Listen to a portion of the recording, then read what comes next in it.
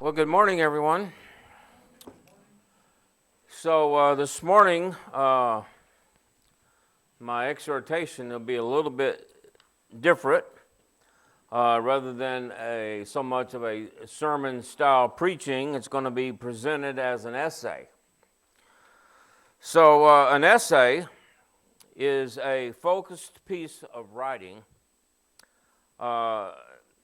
presenting a perspective or an analysis, or if you will, an argument on a specific topic. So the essay today I'm going to talk about is focused on "This too shall pass." And that shall be the title of this lesson, "This too shall pass." It's not a direct quote. You hear that phrase, but it's not a direct quote in the scriptures, but it certainly is implied. As in my manner is, as I prepare a lesson, I always seek God's wisdom, His will for what He would have me teach, and His wisdom in putting it together. And this one today is no different. So you can make your own conclusion whether or not God was filling my mind. But as I began to write, my hand could hardly keep up with my mind, what was flowing into it. So, without putting down on paper a lot of scriptures today, as I often do, I know that you are familiar with the scriptures, and I know that most of you will recognize when you hear their presence in the essay, though we're only going to look at a few. So that was all my introduction to the essay. Now on to "This too shall pass." It's an ancient adage, or if you will, proverb, about life's impermanence, reminding us that both good and bad times are temporary. It serves as a comforting mantra or a slogan for enduring suffering or hardship, or slowing down in the moment to appreciate fleeting joy. It signifies that challenges, pain, even happy moments will eventually change, encouraging then patience, resilience, and perspective. It brings comfort in suffering. It offers hope during difficult times, suggesting that current pain won't last forever. As well, appreciation and joy. It reminds us to cherish good moments, as they too are fleeting. These life cycles reflects the understanding that life is a series of changing seasons and not permanence. A few examples of scriptures, and many more that could be found. I'm just going to read them, not even going to turn to them. You will get the meaning. So, these scriptures are proverbs about time. Isaiah 10:25 says, "For in a very little while," indicating a time. Verse 27 says, "So it will be in that day." And so remember, we're talking about things that come and things that will go. They will come and they will pass. Isaiah 17:14 says, "At evening time, behold, before morning, they are no more." They're going to pass. Every moment, whether painful, suffering, or joyful, it's going to pass on and be replaced. Romans 8:28 says, "All things come together for good for those who love God. I mean, you may not see it right away. You may not see that the suffering is really leading to something very good. But it will pass away. It will pass on in time. Ecclesiastes 3, 1 through 8 says, to everything there is a season, a time to every purpose. But because there's a time to every purpose, each one will pass on and be replaced by another purpose. 2 Corinthians 4:17 says, for our light affliction, which is but for a moment, works for us a far more exceeding and eternal weight of glory. It is a light affliction, whatever we suffer in this life, and it's but for a moment. It too shall pass. But for the Christian, all things work together for the good, and they work for us a far more exceeding weight of glory. By these scriptures and more, we are encouraged to have an eternal perspective about life. Don't look at each moment as the whole, but have a perspective about life that it is an eternal perspective we always want to keep in mind. Not the moment that will pass. Believers are to focus on unseen spiritual realities rather than visible sufferings. Focus on the unseen spiritual realities you know of. As our present pain helps us to let go of our grip on this life. Wow. God's wisdom. Sometimes we suffer in pain, and sometimes it gets so bad, you say, that's enough. I just want to go. And it helps you to go. And people that love you, also, it helps them to let you go. They don't see you suffering no more. That's God's wisdom.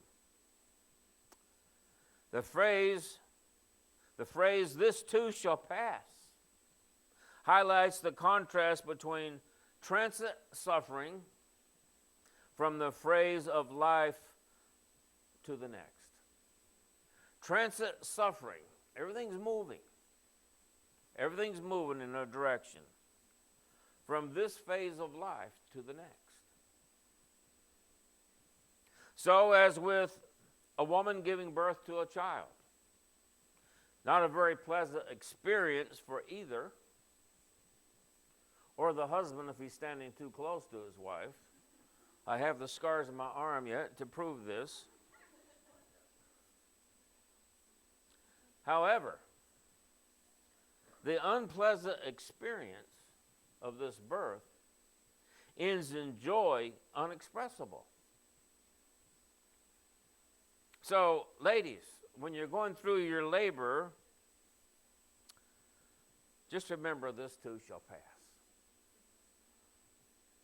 into joy unexpressible. So it is that which we call physical death is really just going through what we went through when we came through the gateway into this life. We've already been this way once before when we were born. Not very pleasant for the moment, but grandeur afterwards. So for the Christian, the tears of sorrow in the transition shall pass and be replaced once again by tears of joy unexpressible. And I say so for the Christian. For one who is not a Christian, it's a different whole story. But today we're addressing those who are Christians The tears of sorrow will pass and be replaced once again by joy unexpressible. So for the Christian, having been born again in his faith and baptism, having learned to put on Christ in his life, having been purified as gold tried by fire, having completed his labor of love among his fellow pilgrims, is soon called to his rest. To come out of the tent of his soul journey to that celestial city made without hands, where flesh and corruption and mortality cannot inherit, where death has lost its sting and the grave its victory. Our passing from the telestial to the celestial is really no death at all, but rather another experience of a new birth once again. We need to think about that. That in the time of our dying is really the time of a new birth for us once again. Perhaps we might, like our passing, it might be referred to as like moving to a far country, far away. For the moment of departure, there are bittersweet tears for a moment. This too shall pass. However, we take comfort in knowing that in just a short time, your dear loved ones in Christ will also be saying goodbye to those you must leave behind for now. It's just temporary. We're talking about those in Christ. It's just temporary. Oh, but what sweet rejoicing it will be when you and me will be caught up into the far country, when we hear the trumpet sound that wakens us from our deep sleep. We shall go together with a multitude of angels, being led by the captain of our salvation into the celestial city. And that will be the completion of our journey.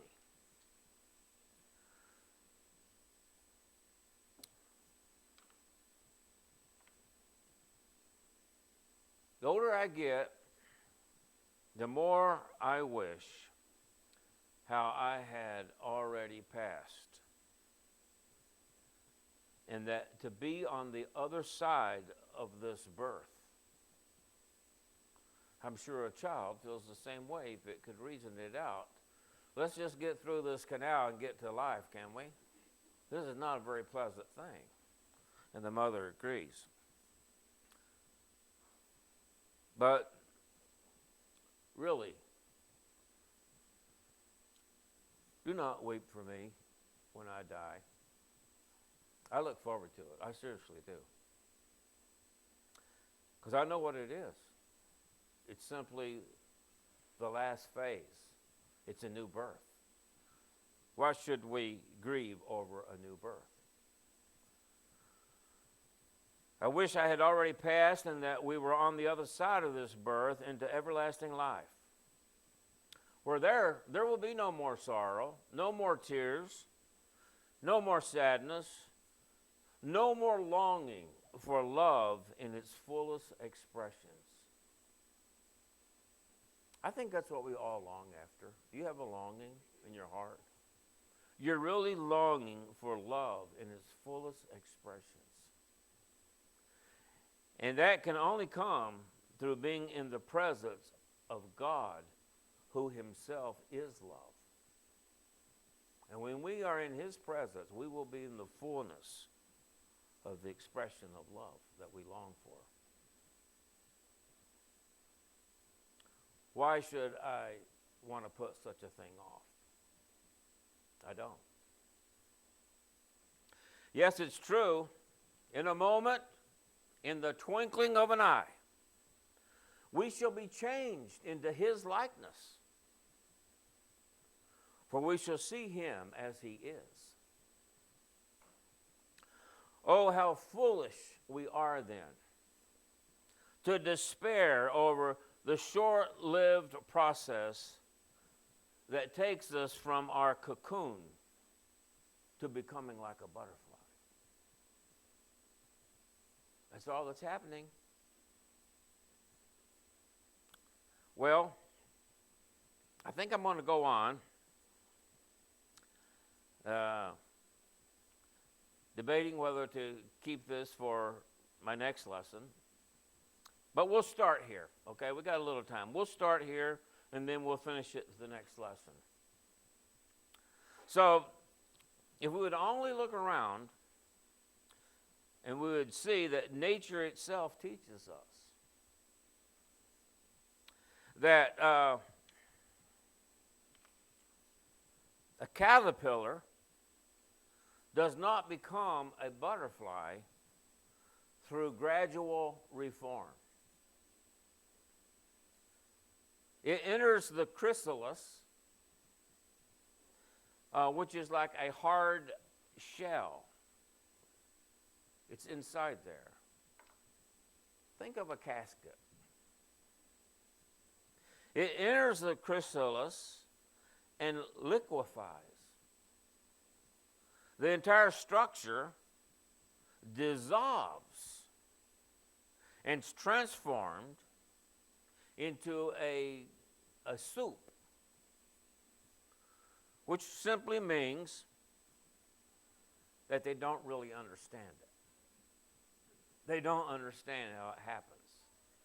So they call it a soup. There is no slow transition, no incremental improvement, but total dissolution, total change. From that liquid, imaginal cells, as they call it, I looked all this up, this is the definition of this. They call it imaginal cells because, again, they don't understand it. So it's like they're saying it's imagination with reality. No, it's all reality, but they don't understand it. So they call it imaginal cells emerge and build something with wings. The old form must die completely before the new form can breathe. First, you've got the egg. And then what comes out of that, at first it's quite small. It's a larva or a caterpillar. It turns around, eats the egg that it was in, and grows about 100 times bigger than it is at that point. The pupa, or chrysalis, as I told you before, what it's encapsulated in, think of a casket.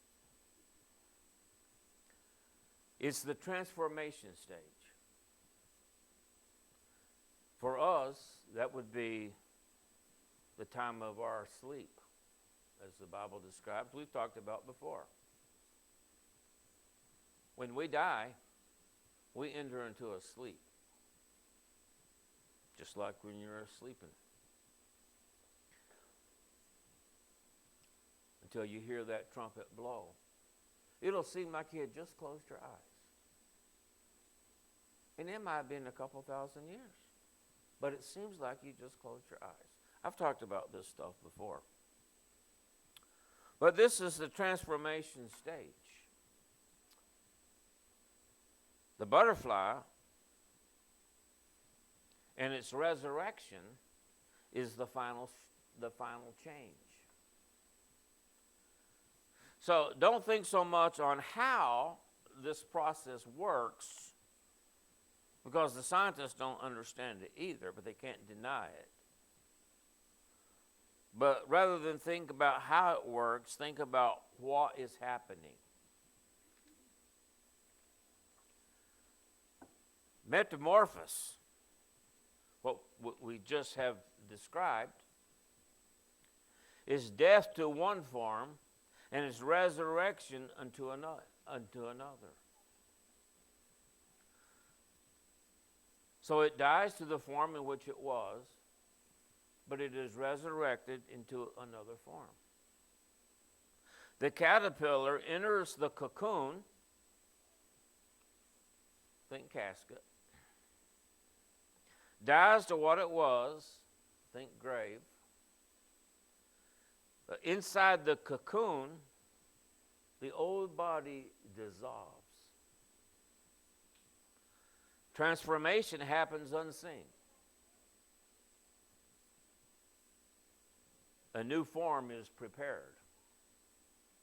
This new creation, when the butterfly emerges, it can never return to crawling. So it is with resurrection life.